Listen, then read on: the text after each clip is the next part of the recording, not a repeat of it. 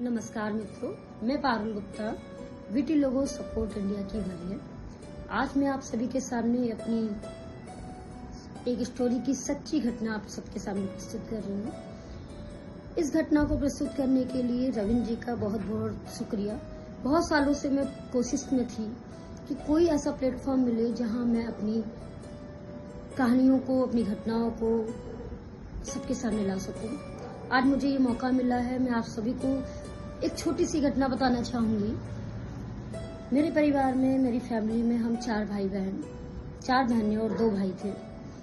जब भी मेरे परिवार में भाई की शादी के लिए रिश्ते आते थे, हमेशा ऐसा होता था कि कोई ना कोई किसी न किसी कारणवश से शादी की कैंसिल कर दिया जाता था, सिर्फ और सिर्फ ये सोच के कि इनके घर में इनकी बेटी को ऐसी सफेद दाग की बीमारी है और लोगों ने उसको छुआछूत और ना जाने किस मित्र से जोड़ रखा था हमारे समाज में, जिसके लिए मुझे भी बहुत सारी चीजों और यातनाओं को झेलना पड़ा। एक बार का वाकया मैं आप सभी के साथ शेयर करना चाहती हूँ। एक बार ऐसा हुआ कि हमारे भाई को देखने के लिए लड़की वाले आए। उन्होंने मंदिर में लड़की दिखाने का प्रोग्राम रखा, फिर उन्होंने लड़की नहीं दिखाई, जबकि सभी को पता था कि इनके घर में एक ऐसी बेटी है जिसको सफेद दाग की बीमारी है। शायद उनके परिवार में किसी एक को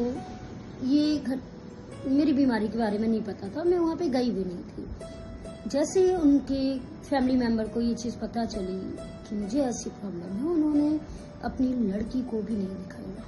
समाज की ये कुप्रथाएं, ये मिथ्य हमारे जैसे लोगों के लिए कितने दिलों को तोड़ने वाली होती है। जरा सोच के देखिए, वो बहन उस पर क्या बीती होगी जो अपने भाई की शादी में अटकलें डाल रही हो, जिसकी वजह से उसके भाई की शादी ना हो रही हो, जिसकी वजह से उसकी बहनों की शादी ना हो रही हो। एक वाक्य ऐसा ही मेरी बहन का भी है। जब मेरी बहन को देखने के लिए लड़की वाले आए, उन्होंने मुझे मैं जॉब करती थी, मुझे वहाँ से बुलाया गया और उन्होंने मुझे ऊपर से नीचे तक देखा। तो मेरे पैचेस हुआ करते थे और उन्होंने मुझे देखा। उसके बाद में मेरी बहन को कमरे में ले जाके उनके सारे कपड़े धुलवा के चेक किया कि कहीं इनके तो नहीं है।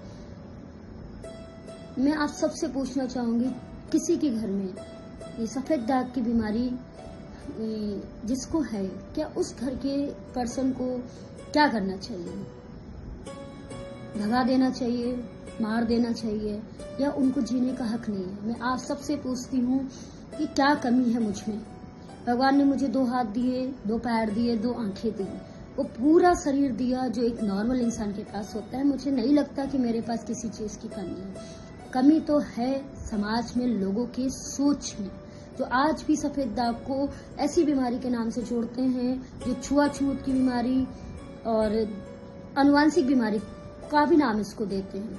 जबकि पढ़ा लिखा समाज है, इस समाज में लोगों को आगे बढ़ के आना चाहिए और अपने आप को सेल्फ कॉन्फिडेंस बनाना चाहिए। कई सारे लोग ऐसी समाज की यातनाओं को सुनकर अपने आप को खत्म करने की भी कोशिश करते हैं। सबसे पहली बात ये होती है, अगर आपने किसी भी चीज को झेला है तो अपने आप को इतना कॉन्फिडेंट बनाना चाहिए और अपने आप को इतना मजबूत बनाना चाहिए कि समाज से आप खुद लड़ सकें।